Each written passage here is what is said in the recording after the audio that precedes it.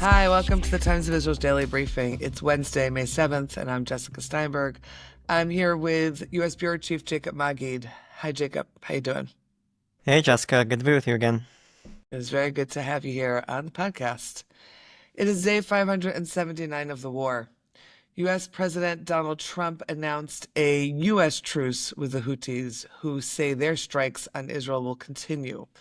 The IDF disabled the Houthi-controlled Sana'a airport in Israeli Air Force strikes on the Yemen capital on Tuesday. We'll talk about that, as well as the latest on the Gaza aid situation, Trump's upcoming visit to the Middle East next week, not currently including a stop in Israel, and the State Department plan to downgrade the security coordination between Israel and the Palestinian Authority. We'll, of course, also talk about the latest with the hostage families. Stay with us.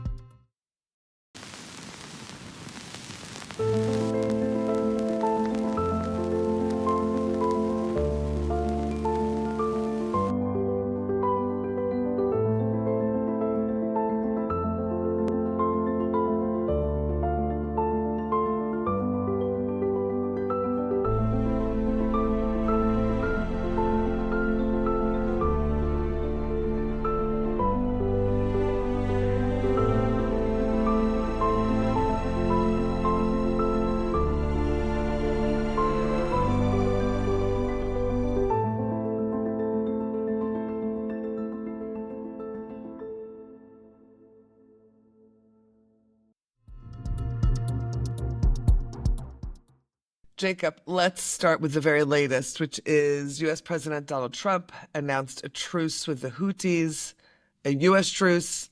Israel can still be struck by the rebel group, and Israel, as you've been covering it over the latest hours, was seemed to be fairly surprised by this turn of events. So tell us what you know. Right, so the truce, basically, little information about it right now. We have info from Trump himself and from the foreign minister of Oman, who helped broker the truce between the two parties. But basically, both are saying that there's going to be a cessation in both U.S. attacks on the Houthis and Houthi attacks on U.S. military and commercial ships in the Red Sea. But there's a few buts. So one would be that the Houthis haven't really attacked any commercial ships in the Red Sea for about 6 months. What has happened is that because of these attacks last year, most of the Red Sea shipping was diverted, commercial shipping was diverted to other areas, which led to spikes in prices.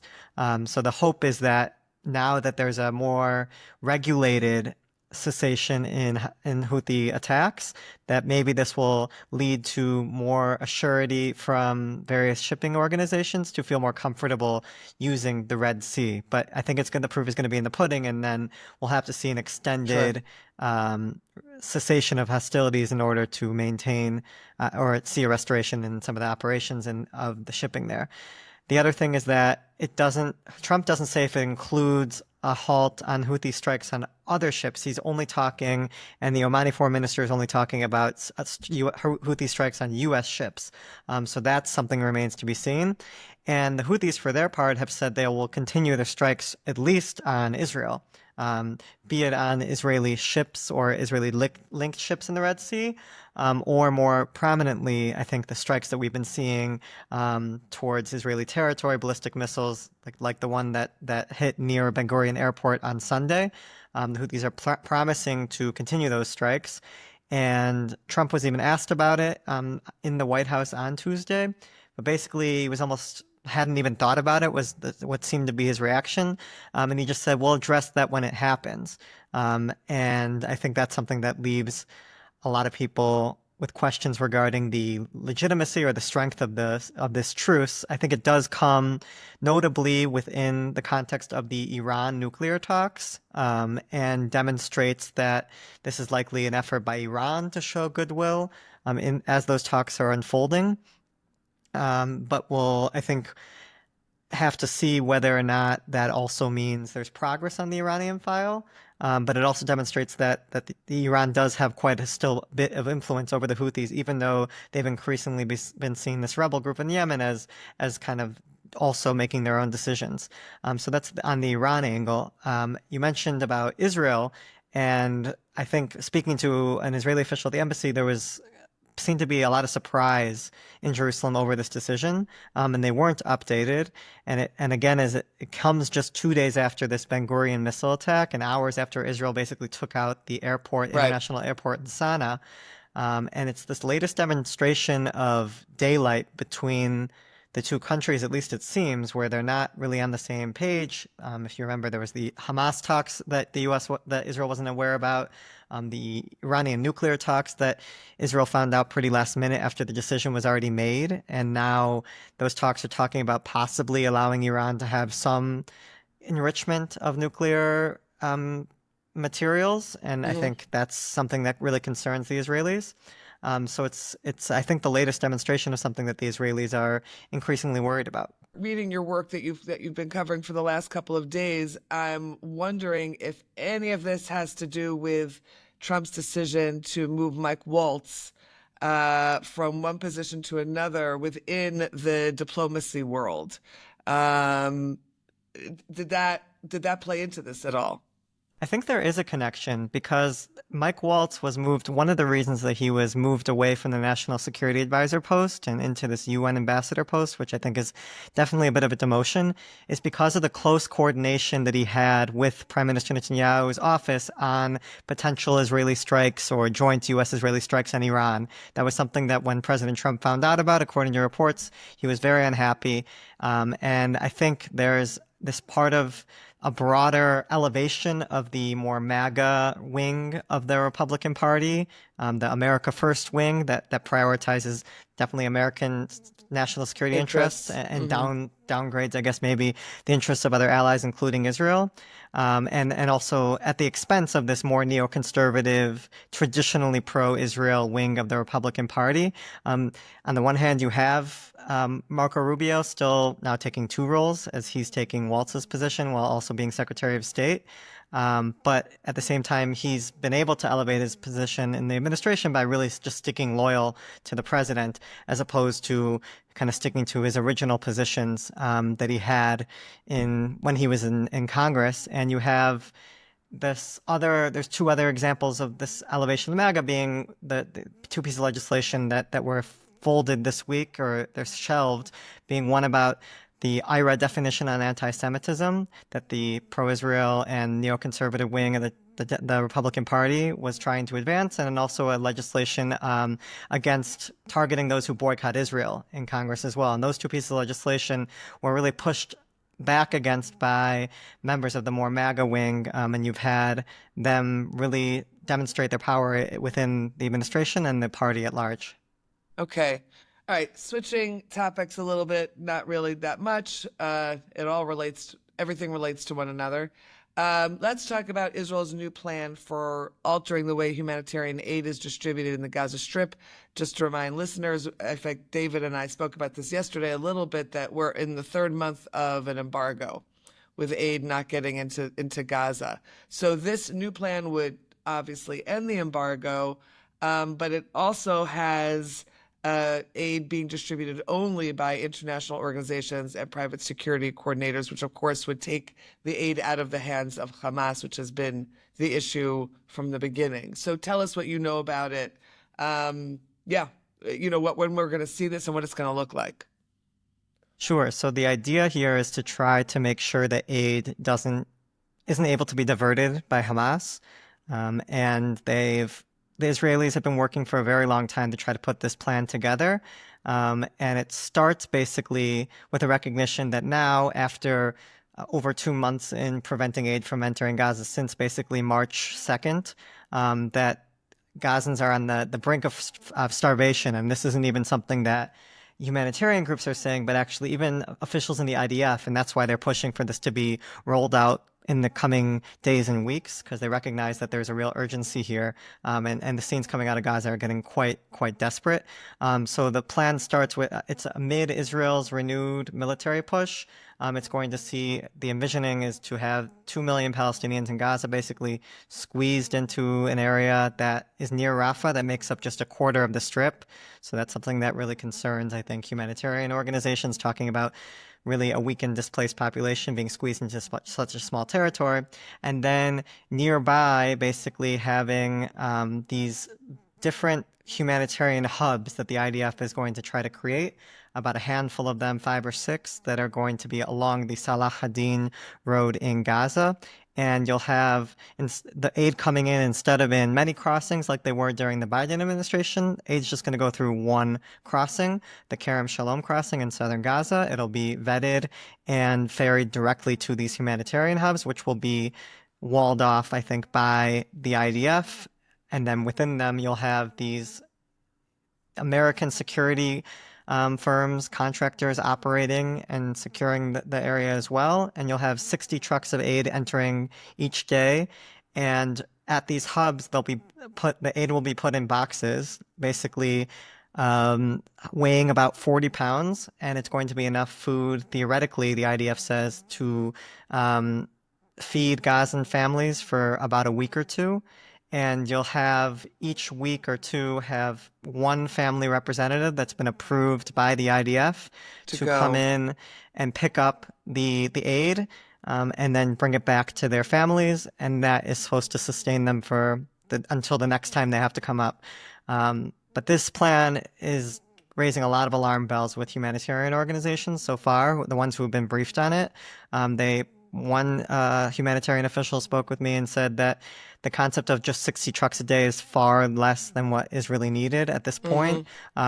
He thinks that it's going to be something like 300 that is really needed initially, because you're going to have an inevitable amount of looting that's going to happen because of the desperation in Gaza, and 60 trucks, there's going to be a flood of Gazans to try to get to these points. Sure. And it's unlikely that it's just going to be this.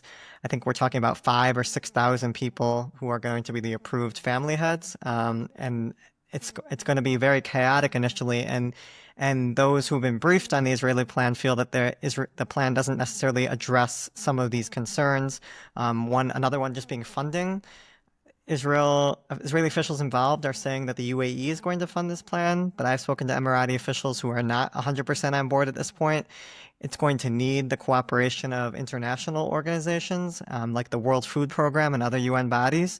And they are facing a lot of pressure from the Trump administration to cooperate, and even having their funding threatened. But right now, I think they're facing pressure on the other side not to cooperate, because there's real concern that while they're willing to work within the system of an Israeli occupation of Gaza, even though it's not something that they want, what they don't want to accept is a limiting of aid by Israel. This is what it looks like, right? And exactly, this is not something they're comfortable with. And if they don't cooperate, then there's a real question of whether how sustainable this is, either on scale throughout all of Gaza or in the long term. All right, we're going to take a quick break. When we're back, we'll talk about the latest with hostage families and what's happening with a U.S. downgrade, in a sense, of Palestinian-Israeli ties. So stay with us. Israel Bonds, the heartbeat of solidarity, the powerhouse of support. When the Israeli-Hamas war hit, Israel Bonds stood tall, proving we're more than just an investment, we're a lifeline. Israel Bonds pledges to ensure Israel thrives and flourishes. Investing in Israel Bonds isn't just a financial move, it's a declaration for resilience, strength, and a better future for Israel. Join us and let solidarity echo through generations. Okay, so we also had President Trump saying yesterday, revealing that the number of living hostages, the total number is 59. The number that we've all been speaking about is 24 living hostages. And he basically backed something that Sarah Netanyahu, the prime minister's wife, had said that the number of living hostages had dropped to 21 from 24. Now, I know on my end, being in very regular contact with the Hostages Forum, the hostages families are now putting out a lot of announcements saying and statements saying that they have never been notified of this new number by the Israeli government. And this is also in the background, this about the fact that President Trump is coming to the region, not to Israel, next week. And hostage families have been speaking about their high hopes that his visit to the region, that Trump's visit to the region will, break something open in the fighting that has returned, the fact that the remaining hostages have not been brought back. Enough of my intro. What do you want to tell us about this? Yeah, I think there was some repetition of what Sarah Netanyahu had said last week when she corrected her husband, Benjamin Netanyahu, who had said there are up to 24 hostages alive, and she responds in front of reporters, actually less than that. And that really shook a lot of hostage families who have not been updated on this new Israeli figure for the amount of living hostages still in Gaza. Trump then, a couple days later, also said that there are fewer than 24, but it took until until Tuesday for him to actually reveal, no, the number is actually 21. There's a specific number that the U.S. has, at least, of how many hostages it believes are alive.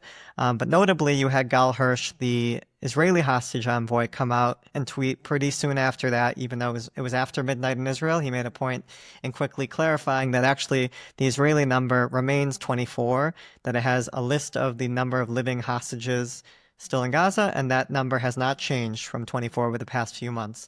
I spoke with one diplomat familiar with this issue, and he said that the discrepancy likely lies in the fact that there might be intelligence indicating that a hostage might no longer be alive, or that their life might be in danger, or that there are certain hostages that, since they were taken captive on October 7th, there hasn't been a single sign of life.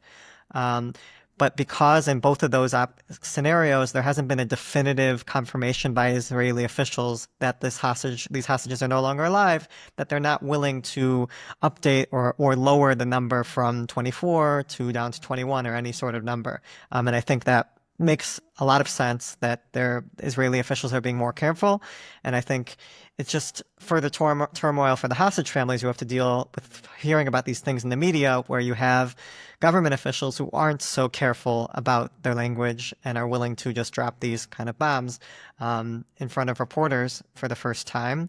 And I think this is coming when the hostage families are already dealing with quite a bit of reason for pessimism right now, with the government being overtly clear. Netanyahu last week saying the priority is first victory of Hamas and then the hostages and getting them back. And you have the IDF hostage point person, that's Nitzan Alon, telling ministers when they're approving this plan to expand the military operation on Sunday that this will endanger the hostages, and they vote anyway to move forward with this plan. And Smotrich and Ben Gurion, the Israeli ministers, are talking about this operation being more about permanent occupation of Gaza and encouraging migration of Gazans and setting up Israeli settlements, less to do with the hostages themselves. And I think that gives a lot of reasons. And then Trump, I think, kind of adds to it with the statement about 21 for the hostage families not to be so optimistic ahead of this trip. They still, I think, are hoping, and Israel is waiting to launch its operation until Trump leaves. So maybe while he's in the region, there'll be some positive development. But he even made a point of saying on Tuesday, I've got no plans of making a stop in Israel. That's not on the agenda on this trip. And then we have this other issue. The U.S. State Department is planning to eliminate what's called the Office of the U.S. Security Coordinator, the USSC, in Jerusalem. What it does is help bolster security coordination between Israel and the Palestinian Authority. It's been around for a very long time, and it's obviously part of this broader reorganization of the State Department by Secretary of State Marco Rubio. But what does it mean here on the ground? Jacob, what can you tell us? Yeah, I think there's a lot of concern on the ground within the Palestinian Authority and the Israeli security establishment, because they feel that this position of the coordinator in Jerusalem, the U.S. Security Coordinator, or the USSC as it's called by its acronym, has played a really critical role in not only boosting the Palestinian Authority security forces and making them a reputable force against terror groups in the northern West Bank that the IDF also tries to act against. But also it's helped bolster the security coordination between Israel and the PA, which also the IDF credits for stability in the West Bank. And there's it's part of this decision. It's not only just the USSC in Jerusalem that's going to be closed, but there are a lot of other offices and missions throughout the globe that are going to be shuttered or merged into other offices as in an effort by the State Department of the Trump administration to cut costs, basically. These to have a very high level general in Jerusalem costs more money. And as a result, they're trying to save some of that cash for other things. And so one of the things on the chopping block was this position. I think you're seeing now a quiet effort to try and convince Marco Rubio, the Secretary of State, to reverse it. This is something that almost happened a couple of years ago. There was another effort to at least downgrade the level of the position to a lower level official in the military, and now during the last Trump administration, or during the Biden administration, actually, it was a Pentagon move to also cut costs. But there was notably this bipartisan effort from both Republicans and Democrats to convince the Biden administration that actually this is a position worth keeping. And quite interestingly, one of the lawmakers who signed on to a letter pushing for the position to remain was Mike Waltz, the national security advisor, or actually former national security advisor, but someone who's still in the administration. So I think there is still support amongst Republicans, but I think now that it's been publicized, maybe it will be a little bit harder to convince Trump and Rubio to walk back the move. But it also comes as on Tuesday, there was an announcement by the State Department to close another office relating to the Palestinians, the Office of Palestinian Affairs. And this is an office that was created during the Biden administration. It was something of a consolation prize after Biden had promised to reopen the U.S. consulate in Jerusalem. And this was closed during Trump's first term. Biden wanted to reopen it. It's like the de facto mission to the Palestinians. Biden wanted to reopen it, but basically Israel said it would not allow it. So instead, he opened up a mission within the embassy.